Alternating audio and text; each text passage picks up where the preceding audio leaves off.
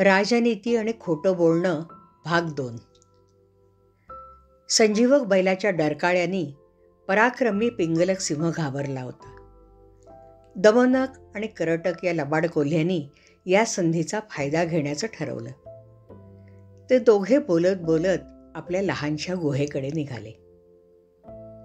करटक म्हणाला, "अरे दमनका, पिंगलक सिंहाला सांगायचं का की घाबरू नका, या डरकाळ्या संजीवक बैलाच्या आहेत." दमनक म्हणाला, "छे छे, उलट त्याची भीती दूर केली तर आपलं महत्त्व राहणार नाही." आलं लक्षात. सिंहाला भीती वाटली तरच त्याला आपली गरज लागेल. मग दमनक आणि करटक कोल्ह्यांनी एक बेत केला. करटक कोल्हा मोठ्या ऐटीत एका झाडाखाली बसला. संजीवक बैल तिथे जवळच गवत खात चरत होता. बैलाजवळ जाऊन दमनक उर्मटपणे म्हणाला, "ए बैला, मी या अरण्याचा रक्षक आहे. ते झाडाखाली बसलेत ना, ते पिंगलक सिंह महाराजांचे करटक नावाचे सेनापती आहेत. महाराजांच्या परवानगीशिवाय तू या अरण्यात घुसलास?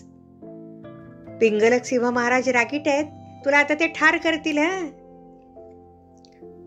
संजीवक बैल बिचारा साधासुधा होता. त्याला दमनक कोल्ह्याचं बोलणं खरं वाटलं. खरं म्हणजे त्याच्या अंगात प्रचंड ताकद होती. तरी दमनक कोल्ह्याच्या चतुराईमुळे त्याच्या खोटं बोलण्याला तो फसला. धावत जाऊन त्याने करटक कोल्ह्यापुढे लोटांगण घातलं आणि म्हणाला, "सेनापती कोल्हे महाराज, माझी चूक झाली, क्षमा करा. पिंगलक सिंह महाराज चिडून मला ठार करतील, मला वाचवा हो." करटक सेनापतीच्या ऐटीत बोलला, "अरे, आमचे सिंह महाराज एवढे पराक्रमी आहेत की तुझ्यासारख्या क्षुद्र बैलाकडे बघणारही नाहीत, पण चिडलेत मात्र नक्कीच. मी घालीन त्यांची समजूत. चला, आपण महाराजांना भेटूया." मग तिघेजण पिंगलक सिंहाच्या गुहेजवळ गेले. करटक आणि दमनक यांनी संजीवक बैलाला गुहेपासून लांब अंतरावर थांबवलं. ते दोघे गुहेत गेले. त्यांनी पिंगलक सिंहाला नमस्कार केला. सिंहानं घाबरून विचारलं, "काय रे, तुम्ही त्या भयानक डरकाळ्या फोडणाऱ्या प्राण्याला शोधलत का?" दमनक कोल्हा म्हणाला, "हो महाराज, भीतीदायक आणि बलवान असा तो प्राणी आहे. कसं बसं त्याला आपल्या भेटीला आणलंय. पण त्याच्या डरकाळीला घाबरू नका. आम्ही त्याला शांत केलंय. हो, आम्ही शांत केलंय त्याला." करटक आणि दमनक कोल्ह्यांनी संजीवक बैलाला गुहेत नेलं. पिंगलक सिंहाची आणि संजीवक बैलाची भेट झाली. नंतर काही काळानं ते दोघं मित्रही झाले. राजा पिंगलक सिंहानं करटक आणि दमनक कोल्ह्यांवर खुश होऊन त्यांना पुन्हा मंत्रिपद दिलं आणि मित्र झालेल्या संजीवक बैलाला खजिन्याचा अधिकारी केलं. ते बघून मात्र करटक आणि दमनक जळफळू लागले. एकदा पिंगलक सिंहानं हरिणाची शिकार केली. स्वतः त्यानं आणि करटक आणि दमनकाने पोटभर त्याचं मांस खाल्लं. उरलेलं हरिण सिंहाने एका झुडपात लपवून ठेवलं. संध्याकाळी भूक लागल्यावर सिंह झुडपाकडे गेला तर उरलेलं हरिण गायब. "हे कोणी माझ्या नकळत मांस चोरलं? बहुधा करटक दमनकाचंच हे काम असावं." संजीवक बैल जवळच होता. तो खेदानं म्हणाला, "महाराज, तुमच्या नकळत हे त्यांनी केलं हे योग्य नाही. राजाला न सांगता इतरांनी काहीही करता कामा नये." "खरं बोललास संजीवका. आणि करटक दमनक हे माझे मंत्री आहेत. ते जर असा चोरीचा व्यवहार करू लागले तर त्यांना क्षमा नाही."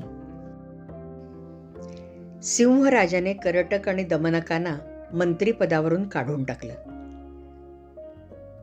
सिंह आणि संजीवक बैल यांची मैत्री आणखी घट्ट झाली. ते पाहून हे दोन कोल्हे जळफळू लागले. आता त्यांना आयतं खाणं मिळेना. ते अर्धपोटी राहू लागले. दमनक म्हणाला, "अरे करटका, करायला गेलो एक आणि झालं भलतंच. आता यावर उपाय करायला हवा." कोणता उपाय करणारेस? सांग तरी लवकर. सिंह आणि संजीवक बैलाची मैत्री तोडायची. हा, बघ मी आता काय करतो ते. दमनक सिंहराजाकडे गेला. संजीवक बैल तेव्हा कुरणात चरायला दूर गेला होता. दमनकानं सिंहाला नमस्कार केला आणि म्हणाला, महाराज, आपल्यावर मोठं संकट कोसळणार आहे बरं, मोठं संकट कोसळणार आहे. संकट? होय महाराज. अहो, मी मंत्री नसलो म्हणून काय झालं? तुमच्यासाठी मी प्राण सुद्धा द्यायला तयार आहे. पण तुमचं हे सिंहासन बळकावणाऱ्याकडे मी दुर्लक्ष करणार नाही. असं म्हटल्यावर सिंहाला दमनकाबद्दल आपलेपणा वाटला. तो म्हणाला, अरे, तुला म्हणायचंय तरी काय? सांगतो. अहो, तो संजीवक बैल तुमच्या विरुद्ध कट करतोय, कट. त्याला तुमचं राज्य हिसकावून घ्यायचंय. तुम्ही त्याला खजिनदार केलत ना, आता त्याला हाव सुटलीये. अरे, तसं नसेल. तो माझा मित्रही आहे. तरी तोच तुमच्या विरुद्ध वागतोय. हो. मग मी त्याला नोकरीवरून काढून टाकतो. अहो, दुष्ट तो दुष्टच राहणार. तो तुम्हाला मारायला कमी करणार नाही. पण मी त्याच्यापेक्षा कितीतरी बलवान आहे. पण त्यानं तुम्हाला मारण्यासाठी कुणाची तरी मदत घेतली तर मग काय करणार? तुम्ही हरणार. संजीवक बैलाला कमी लेखू नका. अरे दमनका, तू म्हणतोस त्याला काही पुरावा आहे का? कशावरून तो मला मारायला येईल? सांगू? ऐका तर. तो तुमच्या समोर येताना तुमच्यावर शिंग रोखून धडक मारण्यासाठी मान हलवेल. अशी अशी ही खूण आहे. सावध राहा. जातो मी. पिंगलक सिंहाच्या मनात संशय निर्माण करून दमनक संजीवक बैलाकडे गेला आणि म्हणाला, काय संजीवका, खुशाल आहेस ना? हो, पण तुझं तोंड का असं वाकडं? अरे, मी संकटात सापडलोय. ऐक, पिंगलक राजानं एक गुप्त बेट ठरवलाय. गुप्त आहे हो, पण तुला सांगितलं नाही तर तुझा घात केल्यासारखं होईल. तू माझा मित्र आहेस ना? सांगतोच. ऐक, पिंगलक राजा तुला ठार मारून तुझं मांस आपल्या कुटुंबियांना खायला घालणार आहे. हे ऐकून संजीवक बैलाला दुःख झालं. तरी त्याला वाटलं, हा दमनक कोल्हा खरं सांगतोय की खोटं. म्हणून तो म्हणाला, अरे, मी साधा सुद्धा गरीब प्राणी आहे. माझ्याशी का वैर धरावं महाराजांनी? आणि मला कसं कळणार की त्यांच्या मनात मला ठार मारण्याचं आहे? दमनक मनातल्या मनात हसला, पण मोठ्याने म्हणाला, सांगू, तुला बघितल्याबरोबर महाराज ताडकन 4 पायावर उठून रागाने शेपटी फटकारतील. अकराळ विकराळ तोंड उघडून डरकाळी फोडतील. ही खोड आहे. मग समज, तुला ते ठार मारणारच. बरं, निघतो मी.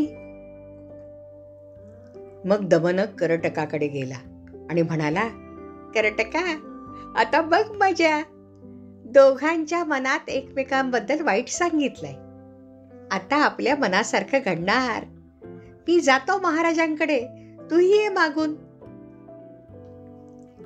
दमनक कोल्हा घाईघाईने पिंगलक सिंहाकडे गेला आणि म्हणाला, महाराज, तो बघा, दुष्ट पापी बैल इकडेच येतोय. मी सांगितलेलं लक्षात ठेवा. झडप घालून मारण्याची तयारी ठेवा, नाही तर तुमचा मृत्यू निश्चित. पिंगलक सिंह घाबरून तरीही आवेशाने शेपटी उभारून तयार राहिला. संजीवक बैलानं लांबूनच पिंगलकाला पाहिलं.